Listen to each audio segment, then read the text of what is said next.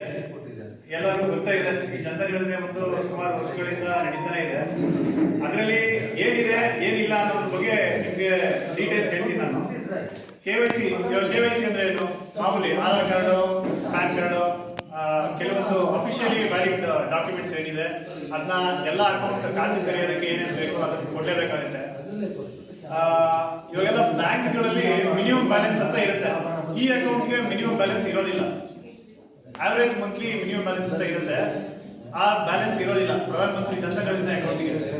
ಅದಾದ್ಮೇಲೆ ಚಾರ್ಜಸ್ ಇರುತ್ತೆ. Minimum balance maintain ಮಾಡಿಲ್ಲ ಅಂದ್ರೆ ಎಲ್ಲ ಬ್ಯಾಂಕ್ಗಳಲ್ಲಿ ಚಾರ್ಜಸ್ ಇರುತ್ತೆ. ಈ ಖಾತೆ ಓಪನ್ ಮಾಡಿದ್ರೆ ನಿಮ್ಗೆ ಯಾವುದೇ ಥರದ ಚಾರ್ಜಸ್ ಇರಲ್ಲ.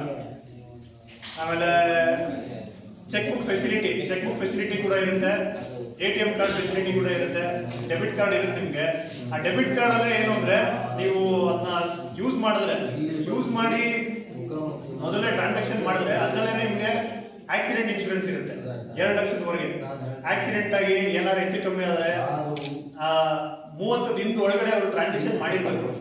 ಇವಾಗ ಬಹುಶಃ ಆಕ್ಸಿಡೆಂಟ್ ಆಯಿತು, ಆಕ್ಸಿಡೆಂಟ್ ಆಗಿ ದಿನದ ಹಿಂದೆ ಆಕ್ಸಿಡೆಂಟ್ ಇದ್ರೆ ಈ 30 ದಿನ ಹಿಂದೆ ಒಳಗಡೆ ಅವರು ಟ್ರಾನ್ಸಾಕ್ಷನ್ ಮಾಡಿರ್ಬೇಕು.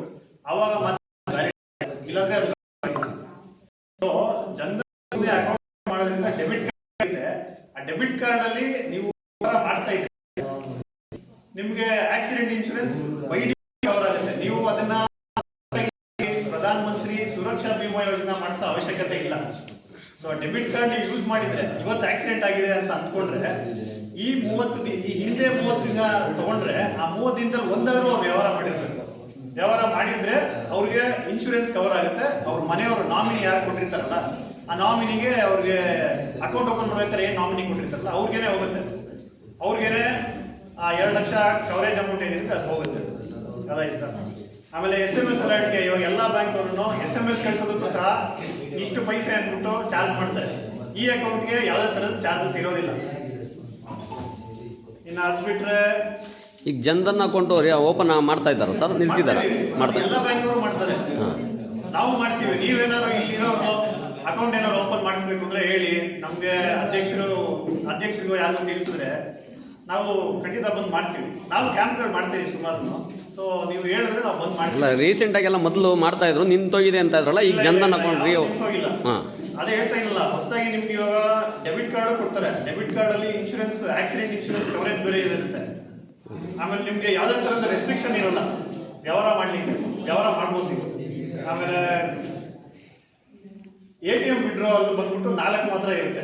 1 ತಿಂಗಳಿಗೆ 4 ಸರಿ ನೀವು ATM ಯೂಸ್ ಮಾಡ್ಬೋದು. ಅದ್ರ ಮೇಲೆ ನೀವು ಮಾಡೋದಕ್ಕಾಗಲಿಲ್ಲ. ಅದ್ರ ಮೇಲೆ ಮಾಡಿದ್ರೆ ನಿಮ್ಗೆ ಚಾರ್ಜಸ್ ಬೀಳುತ್ತೆ. ಅದ್ರ ಮೇಲೂ ಮಾಡ್ಬೋದು, ಬಟ್ ನಿಮ್ಗೆ ಚಾರ್ಜಸ್ ಬೀಳುತ್ತೆ. ಫ್ರೀ ಬಂದ್ಬಿಟ್ಟು ಬರೀ 4 ATM ಟ್ರಾನ್ಸಾಕ್ಷನ್ ಇರುತ್ತೆ. ಇನ್ಶೂರೆನ್ಸ್ ಕವರೇಜ್ ಮಾಮೂಲಿ ನಿಮ್ಗೆ ಹೇಳ್ದಂಗೆ 2 ಲಕ್ಷದ ಏನಿರುತ್ತೆ ಆಕ್ಸಿಡೆಂಟ್ ಇನ್ಶೂರೆನ್ಸ್, ಇದು ಬರೀ ಆಕ್ಸಿಡೆಂಟ್ಗೆ ಮಾತ್ರ ಬರುತ್ತೆ. ಲೈಫ್ ಇನ್ಶೂರೆನ್ಸ್ ಇರೋದಿಲ್ಲ. ಇದು ಲೈಫ್ ಇನ್ಶೂರೆನ್ಸ್ ನೀವು ಸಪ್ರೇಟ್ ಆಗಿ ಮಾಡಿಸ್ಬೇಕಾಗುತ್ತೆ. ಪ್ರಧಾನ ಮಂತ್ರಿ ಜೀವನ ಜ್ಯೋತಿ ಬಿಮಾ ಯೋಜನೆ ಏನಿದೆ ಸಪ್ರೇಟ್ ಆಗಿ ಮಾಡಬೇಕಾಗುತ್ತೆ. ಇನ್ನು ಓವರ್ ಡ್ರಾಫ್ಟ್ ಫೆಸಿಲಿಟಿ, ಇದು ತುಂಬಾ ಮುಖ್ಯವಾದದ್ದು. 10,000ದವರೆಗೆ ನೀವು 6 ತಿಂಗಳು ಕರೆಕ್ಟಾಗಿ ವ್ಯವಹಾರ ಮಾಡಿದ್ರೆ, ಈ ಅಕೌಂಟ್ ಅಲ್ಲಿ 6 ತಿಂಗಳು ಕರೆಕ್ಟಾಗಿ ವ್ಯವಹಾರ ಮಾಡಿದ್ರೆ 10,000ದವರೆಗೆ ನಿಮಗೆ ಓವರ್ ಡ್ರಾಫ್ಟ್, ಅದೊಂಥರ ಕ್ರೆಡಿಟ್ ಕಾರ್ಡ್ ಇದ್ದಂಗೆ.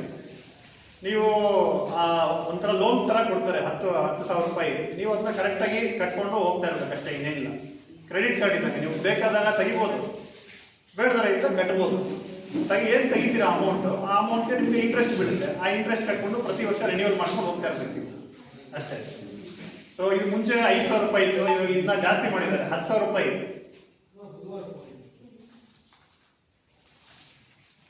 ಇದಾದ್ಮೇಲೆ ನಾನು ರೂಪೇ ಪ್ಲಾಟಿನಮ್ ಕಾರ್ಡ್ ಬಗ್ಗೆ ಹೇಳಿದೆ. ಅದೇ ಇವಾಗ ಡೆಬಿಟ್ ಕಾರ್ಡ್ ಏನು ಕೊಡ್ತಾರಲ್ಲ ಅದು ನಿಮಗೆ ಕೊಡೋದು ರೂಪೇ ಪ್ಲಾಟಿನಮ್ ಕಾರ್ಡ್.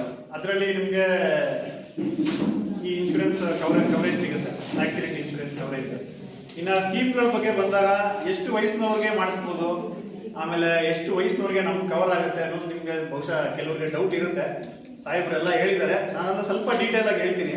ಇವಾಗ ಪ್ರಧಾನ ಮಂತ್ರಿ ಜೀವನ ಜ್ಯೋತಿ ಬಿಮಾ ಯೋಜನೆ ತಗೊಂಡಾಗ 18ರಿಂದ 50 ವಯಸ್ಸಿನವರ ಒಳಗಡೆ ಇರೋರು ಮಾತ್ರ ಎನ್ರೋಲ್ಮೆಂಟ್ ಮಾಡ್ಕೊಳಕ್ಕಾಗುತ್ತೆ. 50 ವಯಸ್ಸು ಮೇಲ್ಗಡೆ ಇರೋರು ಈ ಸ್ಕೀಮ್ನ ಪಡೆಯೋದಕ್ಕಾಗಲ್ಲ. ಇವಾಗ 18ರಿಂದ 50ವರೆಗೆ ತಗೊಂಡಿರೋರು ಎಲ್ಲಿವರೆಗೆ ಅವ್ರಿಗೆ ಕವರ್ ಆಗುತ್ತೆ ಲೈಫ್ ಇನ್ಶೂರೆನ್ಸ್. ಸೊ ಇದು ಯಾವುದೇ ತರದ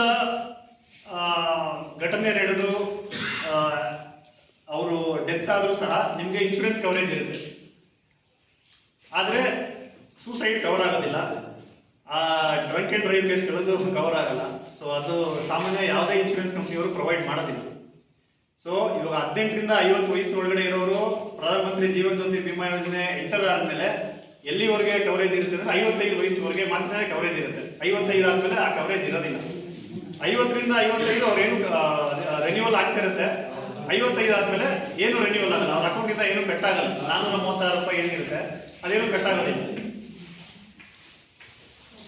ಇನ್ನ ಸುರಕ್ಷಾ ಬಿಮಾ ಯೋಜನೆಗೆ ಬಂದಾಗ ಇದು ಲೈಫ್ ಇನ್ಶೂರೆನ್ಸ್. ಲೈಫ್ ಇನ್ಶೂರೆನ್ಸ್ ಅಂದ್ರೆ ಏನು, ಎಲ್ಲಾ ತರದ ಘಟನೆಯಿಂದ ಡೆತ್ ಆದ್ರೆ ಯಾರು ಅಕೌಂಟ್ ಹೋಲ್ಡರ್ ಇರ್ತಾರೆ ಅವ್ರಿಗೆ, ಅವರ ನಾಮಿನಿಗೆ ಅಮೌಂಟ್ ಹೋಗುತ್ತೆ ಅಷ್ಟೇ. ಇದು ಲೈಫ್ ಇನ್ಶೂರೆನ್ಸ್. ಇನ್ನೊಂದು ಆಕ್ಸಿಡೆಂಟ್ ಇನ್ಶೂರೆನ್ಸ್.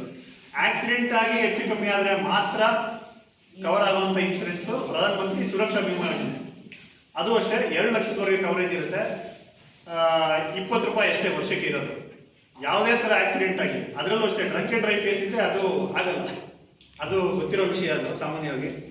ಸೊ ಇದರಲ್ಲಿ ಇನ್ನೊಂದೇನಂದ್ರೆ ಪಾರ್ಷಿಯಲ್ ಪರ್ಮನೆಂಟ್ ಡಿಸಬಿಲಿಟಿ ಅಂತ ಇರುತ್ತೆ. ಇವಾಗ ಒಂದು ಕೈ, ಒಂದು ಕಾಲು, ಇಲ್ಲ ಒಂದು ಕಣ್ಣು ಏನಾದ್ರು ಹೆಚ್ಚು ಕಮ್ಮಿ ಆಗಿ ಪರ್ಮನೆಂಟ್ ಆಗಿ ಅವ್ರಿಗೆ ಅದು ಕಾಣಿಸಲ್ಲ, ಇಲ್ಲ ಅದು ವಾಪಸ್ ಏನು ಮಾಡೋದಕ್ಕಾಗಲ್ಲ ಅಂದ್ರೆ ಅದಕ್ಕೆ 1 ಲಕ್ಷ ಕವರೇಜ್ ಇರುತ್ತೆ. ಆ 1 ಲಕ್ಷ ಅಮೌಂಟ್ ಅವ್ರು ಬದುಕಿರ್ತಾರೆ, 1 ಲಕ್ಷ ಕವರೇಜ್ ಸಿಗುತ್ತೆ ಅವ್ರಿಗೆ. ಅದಲ್ಲದ ಒಂದ್ ವೇಳೆ ಅವರು ಡೆತ್ ಆಗೋಯ್ತು ಆಕ್ಸಿಡೆಂಟ್ ಅಲ್ಲಿ ಅಂದ್ರೆ ಅದು 2 ಲಕ್ಷ ಕವರೇಜ್ ಇರುತ್ತೆ, ಅದು ಬಂದೇ ಬರುತ್ತೆ. ಇದು ತುಂಬಾ ಕಡಿಮೆ ಪ್ರೀಮಿಯಂ ಅಲ್ಲಿ ಸರ್ಕಾರ ಪ್ರೊವೈಡ್ ಮಾಡ್ತಾ ಇರೋದು ಸ್ಕೀಮು. ಇದೇ ತರ ಸ್ಟೇಟ್ ಬ್ಯಾಂಕ್ ಆಫ್ ಇಂಡಿಯಾದ ಜನರಲ್ ಪರ್ಸನಲ್ ಆಕ್ಸಿಡೆಂಟ್ ಇನ್ಶೂರೆನ್ಸ್ ಕೂಡ ಇದೆ. ಅದೇನಂದ್ರೆ 1000 ರೂಪಾಯಿಗೆ 20 ಲಕ್ಷ ಕವರೇಜ್ ಇರುತ್ತೆ ಆಕ್ಸಿಡೆಂಟ್ ಇನ್ಶೂರೆನ್ಸ್. 1000 ರೂಪಾಯಿ ವರ್ಷಕ್ಕೆ ಕಟ್ತೀರಾ, ಆ 1 ವರ್ಷ ಅವಧಿಯಲ್ಲಿ ರಿಸ್ಕ್ ಕವರೇಜ್ ಇರುತ್ತೆ. ಏನೇ ಆಕ್ಸಿಡೆಂಟ್ ಆದ್ರೂ 20 ಲಕ್ಷವರೆಗೆ ಕವರೇಜ್ ಇರುತ್ತೆ. ಸಪೋಸ್ ಆಕ್ಸಿಡೆಂಟ್ ಆಗಿ ಡೆತ್ ಆಯಿತು ಅಂತ ಇಟ್ಕೋಣ ಈ ಪಾಲಿಸಿ ಹೋಲ್ಡರ್, ಅವಾಗ 20 ಲಕ್ಷ ನಾಮಿನಿಗೆ ಪ್ರೊವೈಡ್ ಮಾಡ್ತಾರೆ. ಸೊ 1,000 ರೂಪಾಯಿ ಕವರೇಜ್ಗೆ 20 ಲಕ್ಷ ನಾಮಿನಿಗೆ ಹೋಗುತ್ತೆ. ಸೊ ಅವರು ನಂಬ್ಕೊಂಡಿರೋರಿಗೆ ಒಂದು ಏನು ಕಷ್ಟ ಕಾಲದಲ್ಲಿ ಅಮೌಂಟ್ ಸಿಕ್ಕದಂಗೆ ಆಗುತ್ತೆ. ಸೊ ಈ ತರ ಎಷ್ಟೊಂದು ಸ್ಕೀಮ್ಗಳಿದೆ. ಜನ ತುಂಬಾ ತಪ್ಪು ನಡೀತಾ ಇದೆ. ಮಾಡಿಸೋದು ತುಂಬಾ ಒಳ್ಳೆಯದು, ಮಾಡಿಸಿ. ಇನ್ನು ಅಟಲ್ ಪೆನ್ಷನ್ ಯೋಜನೆ ಬಂದು 18 ವಯಸ್ಸಿಂದ 40 ವಯಸ್ಸಿನವರೆಗೆ ಇರೋ ಅಕೌಂಟ್ ಹೋಲ್ಡರ್ಸ್ಗೆ ಮಾಡುವಂಥದ್ದು. ಅದು ಏನಂದ್ರೆ ನೀವು 1,000ದಿಂದ 5,000ವರೆಗೆ ಪೆನ್ಷನ್ ಸಿಗುತ್ತೆ. 1,000, 1,000, 3,000, 1,000, 5,000. ಸೊ ಇವಾಗ 5,000 ಒಂದು 18 ವಯಸ್ಸಿಗೆ ಏನು ಪ್ರೀಮಿಯಂ ಕಟ್ಟಬೇಕಲ್ಲ ಅದು ಕಡಿಮೆ ಇರುತ್ತೆ. ಇವಾಗ ಯಾರೋ ಒಂದು 18ರಿಂದ 20 ವಯಸ್ಸು ಇರ್ತಾರೆ, ಅವ್ರಿಗೆ 5,000 ರೂಪಾಯಿ. 60 ವಯಸ್ಸು ಪ್ರತಿ ತಿಂಗಳು ಅವ್ರಿಗೆ ಸೆಂಟ್ರಲ್ ಇಂದ ಪೆನ್ಷನ್ ಬರುತ್ತೆ 5,000 ರೂಪಾಯಿ. ಅವ್ರಿಗೆ ಎಷ್ಟು ಕಡಿಮೆ ಅಮೌಂಟ್ ಇರುತ್ತೆ, ಒಂದು 200 ಚಿಲ್ಲರೆ ಆ ಥರ ಏನೋ ಇರುತ್ತೆ. ತಿಂಗಳ ಅವ್ರು 200 ಚಿಲ್ಲರೆ ಏನಿರುತ್ತೆ ಅದನ್ನ ಅವ್ರು 60 ವಯಸ್ಸು ಆಗೋ ತನಕ ಪ್ರತಿ ತಿಂಗಳು ಕಟ್ಕೊಂಡು ಹೋಗ್ಬಿಟ್ರೆ 60 ವಯಸ್ಸು ಆದ್ಮೇಲೆ ಪ್ರತಿ ತಿಂಗಳು ಅವ್ರು ಬದುಕಿರೋ ತನಕ ಅವ್ರು 5,000 ರೂಪಾಯಿ ಬರುತ್ತೆ. ಇದ್ರ ಬಗ್ಗೆ ಅಷ್ಟು ಇಂಟ್ರೆಸ್ಟ್ ತೋರಿಸ್ತಿಲ್ಲ ಜನ. ಸೊ ನೀವು ಅರ್ಥ ಮಾಡ್ಕೊಳ್ಳಿ, ತಿಂಗಳ 200 ರೂಪಾಯಿ ಎಲ್ಲೆಲ್ಲೋ ಹೋಗ್ಬಿಡುತ್ತೆ ದುಡ್ಡು. ಈ 200 ರೂಪಾಯಿ ನೀವು ಉಳಿತಾಯ ಕಟ್ಕೊಂಡು ಹೋಗ್ತಾ ಇದ್ರೆ ನಿಮ್ಗೆ 60 ವಯಸ್ಸು ಆದ್ಮೇಲೆ ನಿಮ್ ಬದುಕಿರೋ ತನಕ ಬರುತ್ತೆ. ನಿಮ್ಗೆ ಹೆಚ್ಚು ಕಮ್ಮಿ ಆದ್ರೆ ನಿಮ್ಮ ಹಸ್ಬೆಂಡ್ ವೈಫ್ ಯಾರು ಬದುಕಿರ್ತಾರೆ ಅವ್ರಿಗೆ ಬರುತ್ತೆ.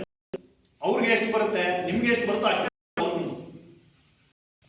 ಆಮೇಲೆ ಇಬ್ರು ಇಲ್ಲ ಅಂತ ಇಟ್ಕೊಳ್ಳೋಣ. ಇವಾಗ ಅಟಲ್ ಪೆನ್ಷನ್ ಯೋಜನೆ ಗಂಡ ಮಾಡಿಸಿದ್ದಾರೆ, ಗಂಡ ತೀರೋದ್ರು, ಹೆಂಡತಿಗೆ ಅಷ್ಟು 1,000 ರೂಪಾಯಿ ಪೆನ್ಷನ್ ಬರ್ತಾನೆ ಇರುತ್ತೆ ಅವ್ರು ಬದುಕಿರೋ ತನಕ.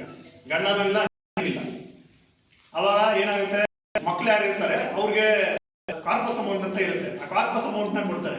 ಅದು ಏನು ಕಡಿಮೆ ಜಾಸ್ತಿ ಇರುತ್ತೆ, ಅದನ್ನು ಸಹ ಅದನ್ನ ನೀವು ಬ್ಯಾಂಕ್ ಬಂದ್ರೆ ನಾವು ಕೊಡ್ತೀವಿ. ಏನಾಗುತ್ತೆ, ವಯಸ್ಸಿನ ಅನುಗುಣವಾಗಿ ಹೋಗುತ್ತೆ. ಆ ಪ್ರೀಮಿಯಂ ಅಮೌಂಟ್ ಏನ್ ಕಟ್ತೀರಾ ನೀವು ಅದು ವಯಸ್ಸಿನ ಅನುಗುಣವಾಗಿರುತ್ತೆ. 18 ವಯಸ್ಸವ್ರಿಗೆ ಒಂದು 200 ಚಿಲ್ಲರೆ ಇದ್ರೆ 5,000 ರೂಪಾಯಿ ಪೆನ್ಷನ್ಗೆ, ಅದೇ ಒಂದು 35 ವಯಸ್ಸವ್ರಿಗೆ ತುಂಬಾ ಜಾಸ್ತಿ ಇರುತ್ತೆ. 8.5 ಲಕ್ಷ ಎಷ್ಟು ಲಾಸ್ಟ್ ಅಲ್ಲಿ 5,000ಕ್ಕೆ 8.5 ಲಕ್ಷ ಬರುತ್ತೆ.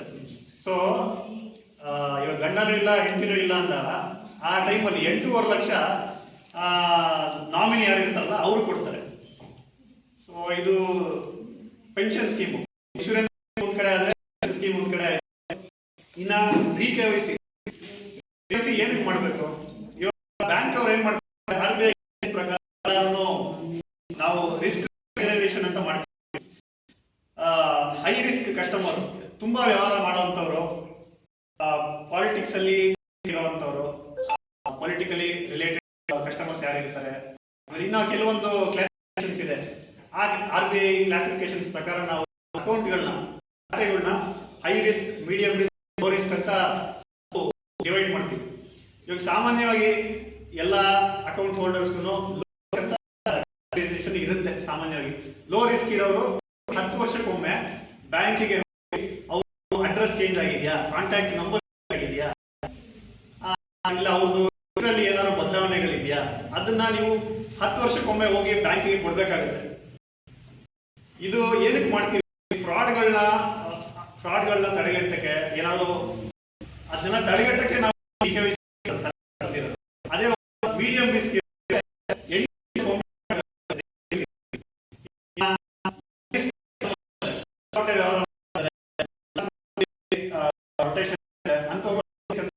ಕ್ಯಾಟಗರೈಸ್